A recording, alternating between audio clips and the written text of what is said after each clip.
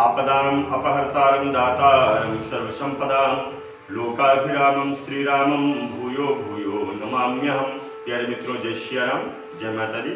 मित्रों, आज आपसे चर्चा करते हैं पुरुषोत्तम मास के 23वें दिन की पावन पुरुषोत्तम की कथा। तो आइए सबसे पहले यही चर्चा करते हैं कि इसमें दीपदान के फल को बताया गया है कि इस पुरुषोत्तम के महीने में आपको 1 महीने तक दीपदान करना चाहिए। अगर 1 महीने पूरा दीपदान नहीं कर सकते हैं तो कुछ विशेष दिनों में दीपदान आपको करना चाहिए। इसी विषय पर चर्चा करते हैं। राजन कहते हैं कि हे मुनिश्रेष्ठ, पुरुषोत्तम मास में दीपदान का क्या फल है, सो आप कृपा करके मुझसे बताइए। वाल्मीकि ऋषि बड़े ही हर्ष से कहने लगे, भाग्य नगर में एक चित्रबाहु नाम का राजा था। वह राजा वहां पर राज्य किया करता था।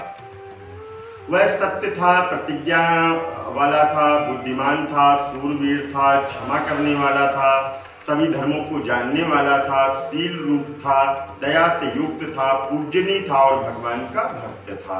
एक दिन दूर से आए हुए अगस्त मुनि को देख करके इसने दंडवत प्रणाम किया, नमस्कार किया और विधि से पूजन करके भक्ति से आसन को बिछा करके उस पर ऋषि अगस्त को नम्रता पूर्वक उसने बिठाया। आज मेरा जन्म सफल हो गया। मुनिवर, आपने बड़ी ही पावन कृपा की है कि आप हमारे यहाँ पर पधारे हैं।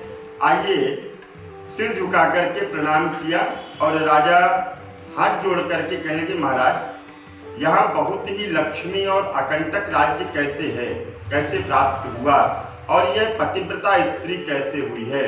मैंने ऐसा कौन सा व्रत और पूजन किया है जिस व्रत एवं पूजन के प्रभाव से मुझे ये राज्य मिला, मेरी इतनी सुंदर पत्नी मिली? ऐसा मैंने कौन सा कार्य किया था? यह सब आप मुझे कृपा करके बताइए। अगस्त्य जी कहने लगे, हे राजन, मैं तेरे पूर्व जन्म का चरित्र तुझे बताने जा रहा हूँ। सुंदर चमत्कारपुरी में मणिग्रीव नाम से तू हुआ था। तू नास्तिक था, दुष्ट चरित्र वाला था, कृतज्ञ था, खोटी बुद्धि वाला था, परंतु यह सुंदर स्त्री मन, कर्म और वाणी से पति सेवा में परायण रहती थी, पतिव्रता थी, महाभाग्यशाली थी, धर्म में निष्ठा रखने वाली थी और तू पाप करने वाला था।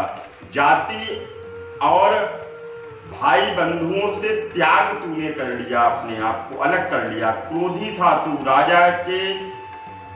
राजा ने तेरा सब उत्तर, जितना भी धन था तुम्हारे पास, वो सब राजा ने छीन लिया था।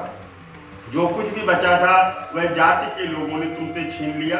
सब धन के चले जाने पर तुमको बड़ा दुख हुआ, क्लेश हुआ, तुम परेशान हुए और धन के नाश हो जाने पर अत्यंत उद्विग्न हो गए, परेशान हो गए और पतिव्रता स्त्री ने भी तेरा त्याग नहीं किया।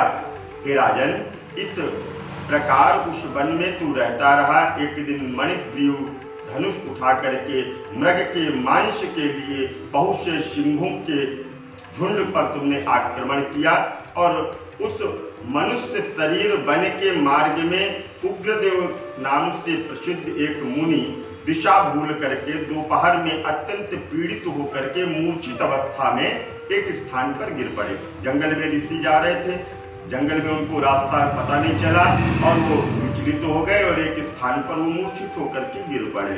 दुखित ब्राह्मण को देख करके तेरे मन में दया उत्पन्न हुई और तूने उनके पास जाकर के उनको उठाया, जल इत्यादि पिलाया और अपने आश्रम में लेकर के आया। तुम दोनों स्त्री और पुरुष ने मिलकर के उग्रदेव ऋषि की अत्यंत सेवा की। तब वह महायोगी जब चेतना में आए, उनको होश आया, आश्चर्य करने लगे कि मैं कहाँ हूँ और इस वन में मुझको कौन लाया है। उग्रदेव बोला, मैं आपको नहीं जानता हूँ कि आप कौन हैं, बताओ, क्योंकि बुद्धिमान ब्राह्मण को बिना जाने हुए नहीं रहना चाहिए।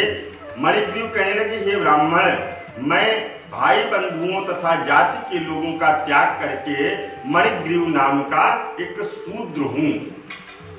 उग्रदेव ने शूद्र के वचनों को सुनकर के अत्यंत प्रसन्नता से फलाहार कर जल पिया। तब मणिग्रीव ने कहा, हे मुनिश्रेष्ठ, मनुष्य रहित बिना जल के दुष्ट सिंह, विराग इत्यादि जंतुओं ने परिपूरित इस महावन में आपको कहाँ जाना है? उग्रदेव जी बोले, मैं ब्राह्मण हूँ, प्रयाग जाने की इच्छा से इस अनजान वन में आ गया था और तुमने मुझको दीप जीवन दान दिया है, अतः बताओ तुमको क्या प्रदान करूं, क्या तुम्हारी इच्छा है, जो भी मांगना है वो मुझसे मांग लो।